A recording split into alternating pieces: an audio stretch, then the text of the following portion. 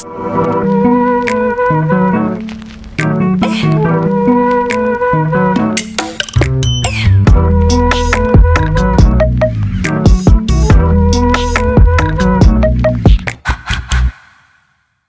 à tous et bienvenue dans ce PTA. Aujourd'hui, je m'en vais vous donner une information très importante, surtout si tu es un migrant qui vit en France, que tu aies les papiers ou pas, donc que tu sois en situation régulière ou irrégulière, cette vidéo te concerne. Avant de rentrer dans le vif du sujet, permettez-moi de me présenter. Moi, c'est Lady. Je suis juriste de formation et de profession, double bac plus 4, double bac plus 5. Je viens de terminer une formation de spécialisation en droit des étrangers, droit des réfugiés et des apatrides en région parisienne. Mon bureau est situé dans le 9e arrondissement et mon but, c'est de vous sensibiliser, de vous orienter de façon correcte sur la matière du droit des étrangers. Alors, c'est dans ce contexte que je m'en vais donc vous livrer le contenu de ce point écrit d'Allos Actualités, paru le 2 décembre dernier, donc 2022. Donc, ce qui va se passer, c'est que je vais vous partager donc le contenu tel qu'écrit et ensuite, je vous expliquerai en des mots très simples, plus simples pour que vous puissiez comprendre de façon aisée. Voilà. Donc, le gouvernement lance le débat de son pré-projet de loi immigration et asile. Le GISTI a diffusé les grands axes du pré-projet loi immigration et asile, encore soumis à concertation. Quand on parle de projet de loi, ça vient du gouvernement. Quand on parle de proposition de loi, ça vient du peuple. Voilà, si vous voulez. Donc, c'est encore en concertation parce qu'il va être ensuite présenté au Conseil des ministres avant d'être débattu au Sénat en janvier, puis à l'Assemblée nationale en mars. Donc, les mots d'ordre de cette 30e loi immigration depuis 1980 sont identiques aux précédentes. Accélérer les procédures, bien sûr, procédure d'expulsion, merci. Simplifier un droit trop complexe et mieux intégrer. Voilà, je m'en vais vous partager. Restez bien jusqu'au bout, hein, les amis. Restez jusqu'au bout, je vous en prie. Parce que des fois, vous prenez les vidéos au début et puis vous zappez sans finir, sans comprendre ce qui se passe, alors que le meilleur était pour la fin. Donc, on va détailler, voilà, les grands axes de modification, les grands points de changement qui vont, n'est-ce pas, jalonner la loi en gestation. Voilà. Donc, restez au bout, je vais vous expliquer donc ce qu'il en est. Pensez surtout à vous abonner et à activer la cloche de notification pour être au taquet, pour que YouTube se charge personnellement de vous informer lorsque je posterai les nouvelles vidéos. C'est très important. Abonnez-vous, activez la notification et bien sûr, partagez si ce format de vidéo vous intéresse, si ça vous plaît. Voilà. Donc, le groupe d'information et de soutien des immigrés GISTI. GISTI, c'est une page que vous avez en ligne. Hein. C'est très important pour les migrants qui habitent l'Europe, la France, c'est très bien. Donc, je vous invite vivement à checker donc, le site du GISTI. Donc, c'est le GISTI qui a révélé mardi la teneur du pré-projet loi immigration, après avoir dévoilé les premiers articles déjà rédigés, co-signés par le ministre de l'Intérieur et celui du Travail. Donc, le ministre de l'Intérieur, M. Gérald Darmanin, et le ministre du Travail en partenariat. Donc, ce sont les deux qui travaillent de façon voilà, simultanée sur ce projet de loi immigration. Le gouvernement s'est appuyé sur deux rapports. Le rapport de Stahl, demandé au Conseil d'État en 2020, que Dallos Actualités avait dévoilé. Et le rapport rédigé en 2022 par le président de la Commission des lois du Sénat, François-Noël Buffet. Le droit de l'immigration et de l'asile étant très encadré par les engagements internationaux, le texte est parfois contraint de répéter et de complexifier les dispositions déjà existants. Les dispositifs déjà existants. Alors, donc le premier axe, le premier point de changement, écoutez très bien. Vous pouvez faire des captures d'écran comme ça pour garder dans votre téléphone pour le moment venu. De toute façon, je vous partagerai aussitôt, dès qu'il y aura une petite modification, un petit changement, j'accourrai ici pour vous donc dire premier point, cibler les étrangers représentant une menace grave à l'ordre public. Menace grave, c'est menace tout court, c'est menace grave. Sur les expulsions, le gouvernement a deux priorités. Les étrangers représentant une menace grave pour l'ordre public, notamment ceux condamnés pénalement, et les déboutés du droit d'asile. Est-ce que les déboutés du droit d'asile représentent une menace grave? Bref. Il propose de mettre dans la loi les dispositions qui permettent le retrait et le non-renouvellement de la carte de résident en cas de menace grave pour l'ordre public, cas pourtant déjà couvert par le droit. Bon. Eh bien oui, c'est vrai. En plus, vous savez, je vous avais fait une vidéo sur cette chaîne pour vous dire que vous pouvez avoir une carte de résident de 10 ans et retourner à une carte d'1 an, finalement, un titre de séjour d'1 an simplement, lorsque vous commettez des actes graves sur le territoire ou que vous représentez simplement une menace à l'ordre public. Le gouvernement souhaite également lever les protections contre l'éloignement pour motif d'ordre public. Ces protections concernent les étrangers arrivés en France avant 13 ans, y résidant depuis 10 ans ou mariés à un conjoint français depuis 3 ans.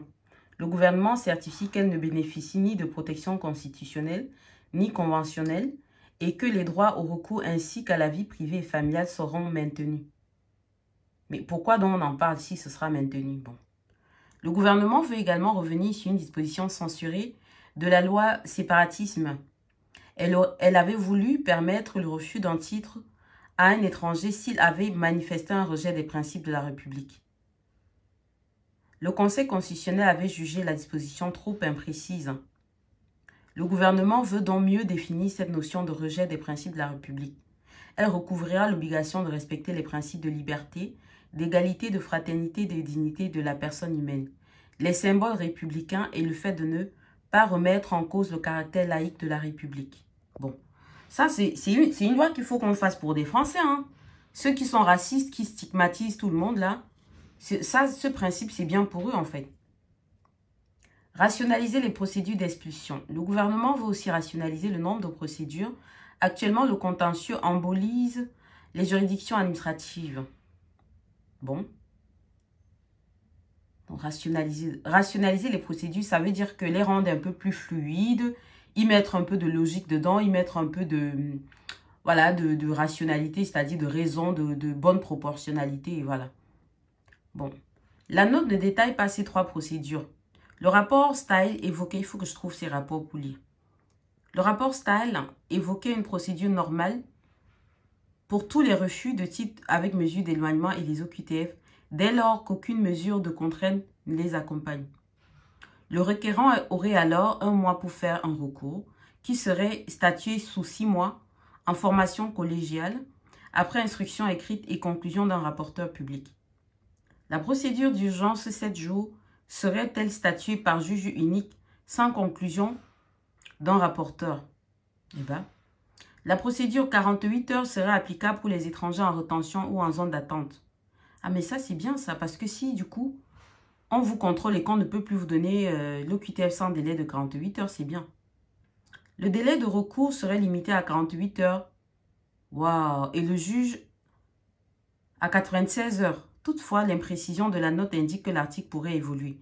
Ça, en fait, le délai de 48 heures de recours, c'est bien sûr, ne vous trompez pas, c'est pour les OQTF de 48 heures. Ça existe déjà. Il y a plein de répétitions dans ce que je vous dis. Donc, ça veut dire tout simplement qu'il faudra peut-être qu'on attende la dernière mouture, vraiment le draft final ou la dernière version, pour avoir des idées arrêtées. Donc, pour le moment, c'est que du tout mâché encore pour l'instant. Les déboutés du droit d'asile. Le gouvernement veut accélérer les procédures d'asile qui sont actuellement de 5 mois à l'Office français, à l'OFPRA, et de 6 mois à la CNDA. Il souhaite la création d'espaces France Asile. Des agents de l'OFPRA pourraient y accueillir les demandes au plus près des guichets uniques GUIDA avec des agents français Immigration, Intégration et des préfectures.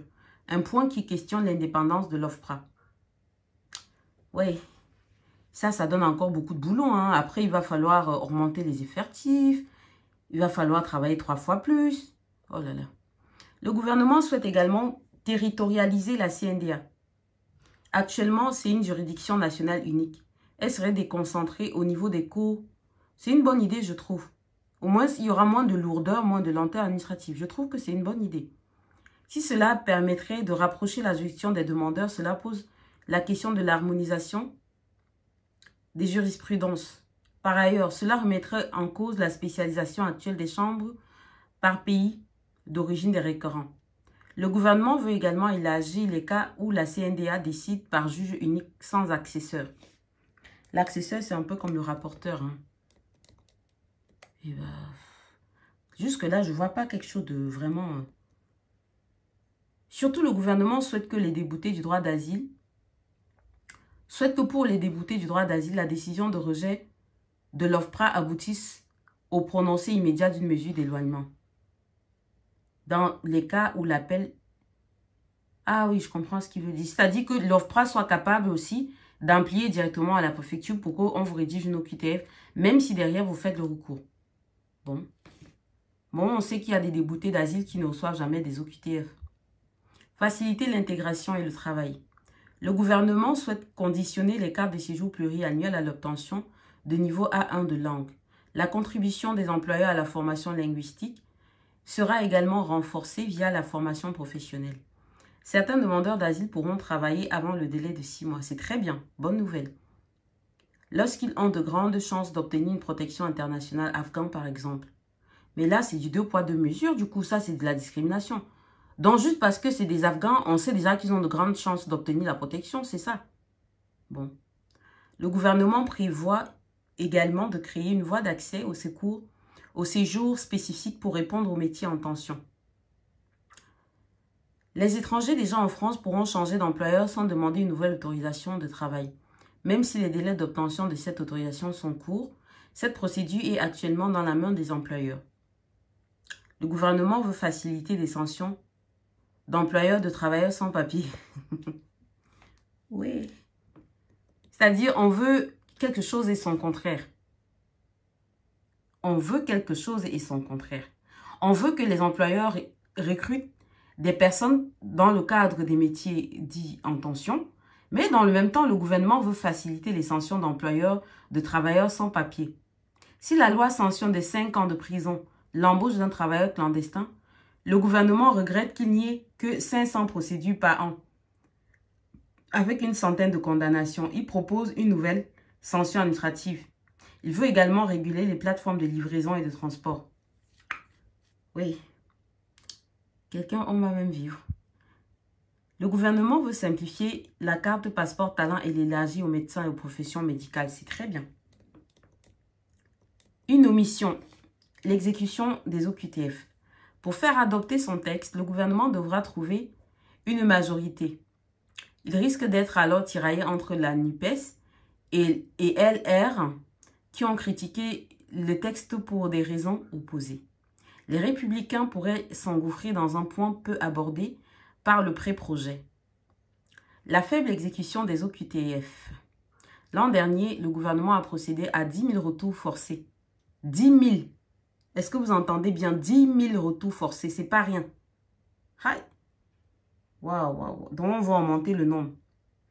Faute de laisser passer consulaire, une seule petite partie d'entre elles sont exécutées. Donc, il va falloir rentrer, faire des partenariats avec les ambassades et tout ça pour qu'ils vous donnent des laissez-passer. Ça aussi, c'est pas une mince affaire. Bref, voilà ce que je voulais vous partager. Soyez au taquet. Vous avez une idée de ce qu'on veut changer sur le point de l'OQTF qu'on veut rapidement exécuter. Donc, battez-vous, les amis, pour ne pas être sous le coup de l'OQTF. Ne déposez pas des dossiers qui ne sont pas prêts, qui ne sont pas bien faits, qui n'ont pas eu l'aval des professionnels de la profession, c'est-à-dire des spécialistes du droit des étrangers. Même si c'est un avocat, veillez à vous assurer que c'est un spécialiste, s'il vous plaît. Les associations, parfois, vous n'y rencontrez pas que des juristes. Les assistantes sociales ne sont pas des juristes de base. Donc, faites très attention. Donc, on va voir le cas des déboutés d'asile. On va essayer de mettre plus de logique dans les procédures d'expulsion. On cible surtout les étrangers qui représentent une menace à l'ordre public. Ceci dit, évitez de sauter les transports. Payez vos navigos. Si vous n'avez pas d'argent, restez chez vous. Si c'est urgent que vous êtes dans des centres d'hébergement, demandez les tickets de transport aux assistantes sociales. Ne vous déplacez pas si vous n'avez pas de moyens de transport, s'il vous plaît.